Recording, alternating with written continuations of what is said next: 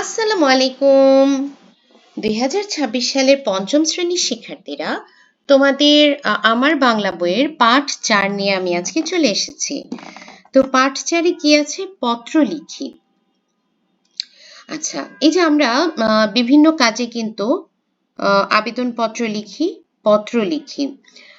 নিজেদের পরিবারে যেমন আমরা যদি দূরে থাকি, দাদা দাদু, নানা নানু ওনাদের কাছে, বা মামা মামি, চাচা চাচি, তাদের কাছে আমরা পত্র লিখতে পারি। আবার অফিসিয়ালি আমরা কি যেটা লিখি সেটা হলো আবেদনপত্র। সেটা অফিসিয়ালি হতে পারে, বা তোমরা যে স্কুলে যাচ্ছ বিভিন্ন আবেদন করে কিন্তু প্রধান শিক্ষক বরাবর তোমরা আবেদনপত্র লিখে থাকো। তাহলে আজকে আমরা সেটা নিয়েই ডিটেলস জানবো, কারণ আমাদের জীবনে অনেক সময় আসবে যখন আমাদেরকে আবেদনপত্র লিখতে হবে। এই অধ্যায়গুলো যদি ভালো মতো পড়া হয়, তাতে হয় কি, তো এখন থেকে তোমার আবেদনপত্র যদি প্রয়োজন হয় স্কুলে লেখা, তুমি নিজেরটা নিজেই লিখতে পারবে, তোমার বাবা মায়ের সাহায্য ছাড়াই তুমি পেরে যাবে। তো চলো পড়ি পাঠ ৪, পত্র লিখি, আবেদনপত্রের নমুনা। ৫ই মার্চ ২০২৬। আচ্ছা, একটা আবেদনপত্রের অনেকগুলো অংশ থাকে, টোটাল ৭টা অংশ থাকে। প্রথমটা হলো তারিখ, এই যে ৫ই মার্চ ২০২৬, প্রধান শিক্ষক, ফুলপুর সরকারি প্রাথমিক বিদ্যালয়, বাগেরহাট। এটা হলো বরাবর। এই যে দুইটা পার্ট জানলাম, ১ নাম্বারটা এটা, ২ নাম্বারটা এটা। এরপর হলো বিষয়, ছুটির জন্য আবেদন। এটা হলো ৩ নাম্বার পার্ট।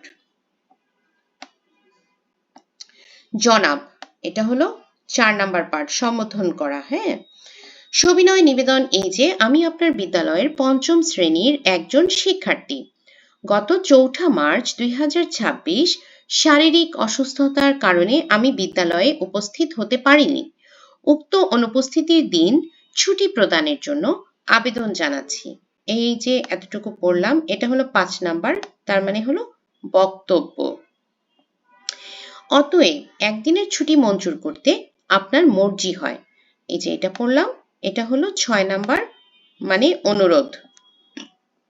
আচ্ছা, নিবেদক সাবেরা মরিয়ম, শ্রেণী পঞ্চম, রোল নম্বর ১২, ফুলপুর সরকারি প্রাথমিক বিদ্যালয়, বাগেরহাট।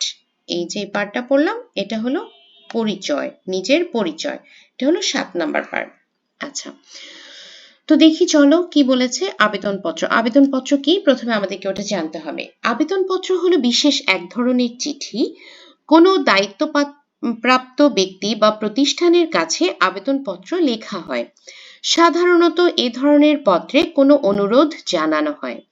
আবেদনপত্র যতটুকু সম্ভব ছোট রাখতে হয়, এবং আবেদনপত্র কিন্তু সবসময় ১ পৃষ্ঠায় লিখতে হয়। আচ্ছা, আবেদনপত্রে যা যা থাকে, আমরা কিন্তু একটু আগে যে ১, ২, ৩, ৪, ৫, ৬, ৭ এভাবে করে কিন্তু অলরেডি এই ৭টা অংশ দেখে ফেলেছি। এখন আমরা পড়ব। তারিখ, তারিখে কি থাকে? যেদিন আবেদনপত্র লেখা হয় সেদিনের তারিখ। বরাবর, যার কাছে আবেদন করা হয় তার পদবি ও ঠিকানা। বিষয়, কোন কারণে পত্রটি লেখা হচ্ছে সেই বিষয়। আচ্ছা, সম্বোধন, জনাব লিখে সম্বোধন।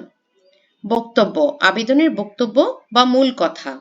অনুরোধ, বক্তব্যটি মেনে নেওয়ার অনুরোধ। নিজের পরিচয়, পত্রটি যে লিখেছে তার নাম পরিচয়। তোমরা এই ৭টা পয়েন্টের ডিটেলস, মানে এই পার্টগুলো মুখস্থ করে ফেলবে। তার মানে আমরা কি জানলাম? তারিখ আমরা যেদিন লিখছি সেদিনের তারিখই হবে। বরাবর যার কাছে লিখছি, যেমন প্রধান শিক্ষক হলে প্রধান শিক্ষক, সে কোন স্কুলের প্রধান শিক্ষক এবং সেই স্কুলের ঠিকানা। যেমন তুমি যদি এইভাবে লেখো বীরশ্রেষ্ঠ মুন্সী আব্দুর রউফ, তখন তোমাকে নিচে লিখতে হবে পিলখানা, ঢাকা। তেমনি তুমি যদি লেখো যে রোকনপুর উচ্চ বিদ্যালয়, উচ্চ মাধ্যমিক বিদ্যালয়, সেক্ষেত্রে তোমাকে নিচে লিখতে হবে বশিকপুর, লক্ষ্মীপুর। মানে তোমাকে বরাবর যার কাছে লিখছো তার পুরো ঠিকানা সহ লিখতে হবে। বিষয়, তুমি কোন কারণে লিখছো সেটা সুন্দর করে অল্প ভাষায় লিখতে হবে। বিষয় হবে সবসময়ই তোমার বক্তব্যের সংক্ষিপ্ত রূপ। দেখো বক্তব্যতে কি বলেছে? আবেদনের বক্তব্য বা মূল কথা। মানে আমি বক্তব্যতে যা বলতে চাচ্ছি, অ্যাট এ গ্ল্যান্স বিষয়টা দেখে যেন বোঝা যায় যে এটা নিয়ে সে আমার কাছে একটা আবেদনপত্র নিয়ে এসছে। সো বিষয় হবে ছোট এবং সুন্দর, মার্জিত। সম্বোধন, আমরা যে জনাব বলে শুরু করছি, এটাই হলো সম্বোধন। বক্তব্য তো বললাম। অনুরোধ, অনুরোধ আমরা লাস্ট প্যারায় কি দেখি যে অতএব জনাবে নিকট আকুল আবেদন, এই যে আমাকে উক্ত 2 দিনের ছুটি মঞ্জুর করে বাধিত করবেন, তার মানে কি আমি রিকোয়েস্ট করছি, অনুরোধ করছি, এটাই। হ্যাঁ, বক্তব্যটি মেনে নেওয়ার অনুরোধ।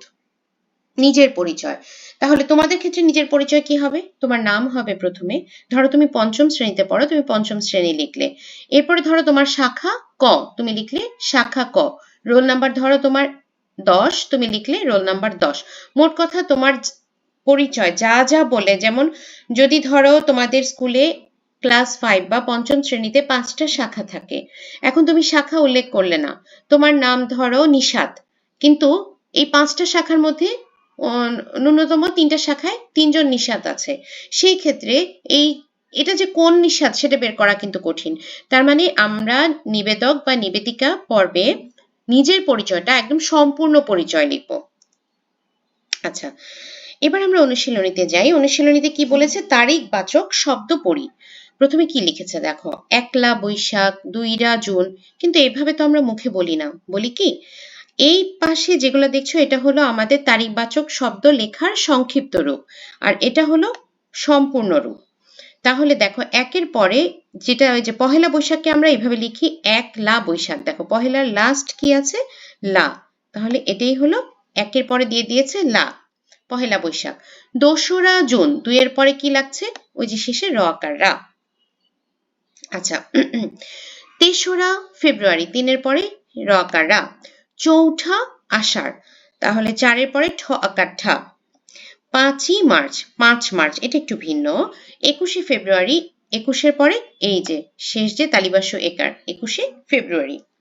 সংক্ষিপ্ত রূপও আমরা পড়ে ফেললাম, এবং সম্পূর্ণভাবে কিভাবে বলবো বা কিভাবে লিখবো সেটাও কিন্তু পড়ে ফেললাম। এবার কি পড়বো চলো দেখি। আবেদন পত্রের বিভিন্ন ভাগের নাম লিখি। আচ্ছা, এখানে ডান পাশে ভাগের নামের জন্য একটা খালি ঘর দিয়ে দেয়া হয়েছে, এবং বাম পাশে দেখো ডেসক্রিপশন দিয়েছে। তো এটা দেখে দেখে তোমাকে বলতে হবে যে, যেমন এই যে তারিখটা দেখে বলতে হবে এই ভাগটার নাম কি। আমি এই জন্য একটু আগে বলেছিলাম যে আমরা ভাগটা কিন্তু ওই 7টা ভাগের ডেসক্রিপশন সহ মুখস্থ করে ফেলবো। আচ্ছা, তো প্রথম ভাগে কি ছিল? প্রথম ছিল হলো তোমার 28শে মে 2026, তাহলে এটা হলো তারিখ। দ্বিতীয় ভাগে এটা 2 পৃষ্ঠায় চলে গিয়েছে, এই যে প্রধান শিক্ষক পলাশনগর প্রাথমিক বিদ্যালয় গাইবান্ধা, এটা হলো বরাবর। এরপরে আছে বিষয়, ছুটির আবেদন, তাহলে এটা কি? এটা হলো বিষয়। জনাব, সম্বোধন, আমি আপনার বিদ্যালয়ের 5ম শ্রেণীর একজন শিক্ষার্থী। আগামী 2রা জুন আমার বড় বোনের বিয়ে, এজন্য আমাকে আমার একদিনের ছুটি দরকার, এটা কি? এটা হলো বক্তব্য। অতএব উক্ত একদিনের ছুটি মঞ্জুর করার জন্য বিনীত অনুরোধ করছি, এটা হলো অনুরোধ। নিবেদক আশিক সোবহান, শ্রেণী 5ম, রোল নম্বর 32, তাহলে এটা কি? নিজের পরিচয় গেল। এরপরে কি আছে চলো দেখে নেই। 4 নম্বরে, না 3 নম্বরে, প্রধান শিক্ষকের কাছে কি কি কারণে আবেদন করা যায় এমন বিষয়গুলো লিখি। হ্যাঁ, খুবই সুন্দর একটা পয়েন্ট। আমরা যখন এই চ্যাপ্টারটা পড়ছি ফার্স্টেই কিন্তু আমাদের মাথায় চলে আসে যে আচ্ছা ছুটির জন্য তো লিখলাম, আর কি কি কারণে প্রধান শিক্ষকের কাছে লেখা যায়। এখন দেখো ছুটির জন্যই কিন্তু 3 ভাবে লেখা যায়। যেমন ধরো ছুটির জন্য, এখন এই ছুটিটা, দাঁড়া একটা মিনিট, হ্যাঁ, এই ছুটিটা বিভিন্ন কারণে হতে পারে। ধরো তোমার পারিবারিক কারণে হতে পারে, বা তুমি কোথাও ঘুরতে যাবে, অথবা কোনো একটা কারণ, বিভিন্ন কারণে কিন্তু এই ছুটিটা হতে পারে। এটা হলো সাধারণ ছুটি।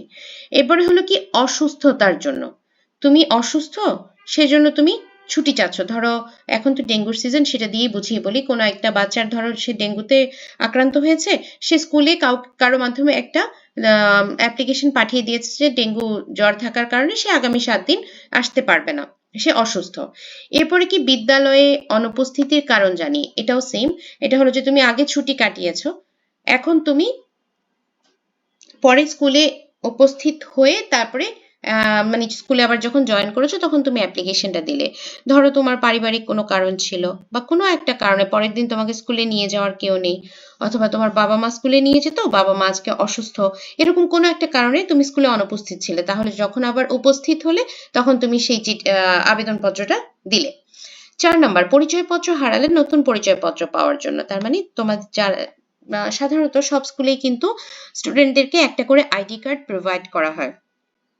তো এখন এই আইডি কার্ড কিন্তু তোমার পরিচয় বহন করে যে তুমি এই স্কুলের ছাত্র, কোন ক্লাসের ছাত্র, কোন শাখার ছাত্র, কমপ্লিট পরিচয় কিন্তু তোমার এই আইডি কার্ডটাই প্রোভাইড করে।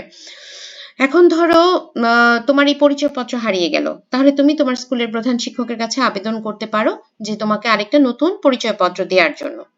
এরপরে কি প্রশংসাপত্র বা ছাড়পত্র পাওয়ার জন্য। প্রশংসাপত্র এই এবং ছাড়পত্র সাধারণত যখন দেখা যায় যে আমরা স্কুল চেঞ্জ করি, যেমন ধরো ক্লাস 3-তে তুমি বীরশ্রেষ্ঠ মুন্সী আব্দুর রফে পড়তে, এখন তুমি পরে চলে যাচ্ছ ভিকারুন্নেসা নূন স্কুলে।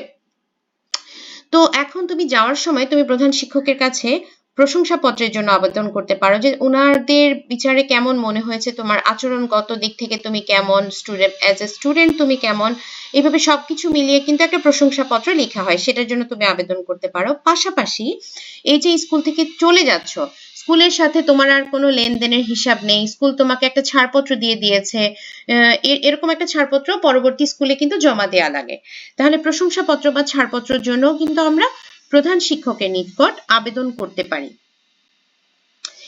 এরপরে কি 4 নম্বরে বলো, দেখো আমি আমার বিদ্যালয়ের পরিচয়পত্র হারিয়ে ফেলেছি, নতুন পরিচয়পত্র দেওয়ার অনুরোধ করে প্রধান শিক্ষকের কাছে আবেদনপত্র লিখি।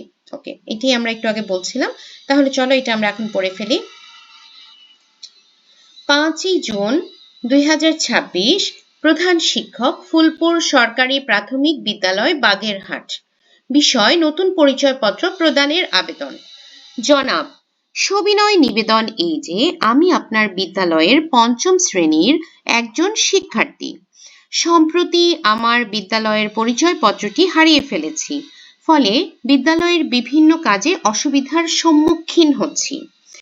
অতএব আমাকে একটি নতুন পরিচয়পত্র প্রদান করার জন্য আপনার সদয় বিবেচনা কামনা করছি। বিনীত নিবেদক সাবেরা মরিয়ম, শ্রেণী 5ম, রোল নম্বর 12, ফুলপুর সরকারি প্রাথমিক বিদ্যালয়, বাগেরহাট।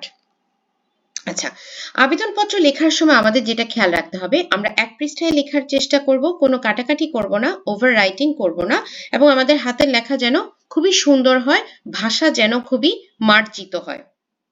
আচ্ছা, এরপরে চলো পরের পৃষ্ঠায় যাই। 27 নম্বর পেজে কি বলেছে, চিঠি পড়ি। এতক্ষণ আমরা পড়লাম আবেদনপত্র, এবার আমরা একটু চিঠি দেখি। তো সরি, চিঠিতে দেখো প্রথমেই ডান পাশে কিন্তু কোথা থেকে তুমি চিঠিটা লিখছো এবং কত তারিখে লিখছো সেটা লিখতে হয়। তাহলে ঢাকা 5-3-2026। প্রিয় তিথি, কেমন আছো? আশা করি ভালো আছো। আমরাও সবাই ভালো আছি। অনেকদিন তোমার সাথে কথা হয় না। সামনে গ্রীষ্মের ছুটি, স্কুল বন্ধ থাকবে। ছুটিতে আমাদের বাসায় বেড়াতে এসো, তখন সবাই একসাথে চিড়িয়াখানা, শিশু পার্ক সহ অনেক জায়গা ঘুরে বেড়াবো। মেট্রো রেলেও চড়বো, খুব মজা হবে না? তোমাদের বাসার বড়দের আমার সালাম দিও আর ছোটদের আদর দিও। ইতি মিলি, যে আমার নাম দিয়ে দিল। আচ্ছা, তো হয়ে গেল না আমাদের একটা চিঠি। আচ্ছা, এরপর কি বলেছে যে আমার বাবা মা, ভাই বোন, আত্মীয় স্বজন ও বন্ধুদের কাছে বিভিন্ন সময় বিভিন্ন সময় চিঠি লিখে থাকি। চিঠিতে আমরা আমাদের মনের কথা লিখি। আমি আমার বাবা মা অথবা বন্ধুর কাছে একটা চিঠি লিখি। তোমরা সেম জিনিসটাই লিখে দিতে পারো, এই যে একটু আগে তোমাদেরকে যে চিঠিটা দিয়েছে, হ্যাঁ, সেম জিনিসটাই নাম চেঞ্জ করে দিতে পারো। অথবা তুমি তোমার যেমন ধরো নতুন শ্রেণীতে ভর্তি হবে, তো তোমার কিছু টাকা প্রয়োজন, তুমি সেজন্য তোমার বাবার কাছে একটা টাকা চেয়ে একটা চিঠি লিখতে পারো। অথবা তুমি ফাইনাল পরীক্ষার রেজাল্ট দিয়েছে, তুমি ভালো ফলাফল করেছো, সেই ফলাফল জানিয়ে তোমার বাবা মার কাছে চিঠি লিখতে পারো। বিভিন্ন রকম চিঠি হতে পারে। আচ্ছা, তো আমাদের এই অধ্যায়টা কিন্তু হয়ে গেল, আমরা মোটামুটি বুঝলাম, এবং এখন থেকে আশা করি আমরা মানে একদম নিজেরাই সুন্দর করে চিঠি অথবা আবেদনপত্র নিজেই লিখতে পারবো। তো আজকের মতো এখানেই শেষ করছি। সবাই সুস্থ থাকো, ভালো থাকো এবং সবার ফাইনাল পরীক্ষার রেজাল্ট যেন অনেক ভালো হয় সেই দোয়া করছি। তোমরা রেজাল্ট পেলে আমাকে অবশ্যই তোমার রেজাল্ট জানাবে। আল্লাহ হাফেজ।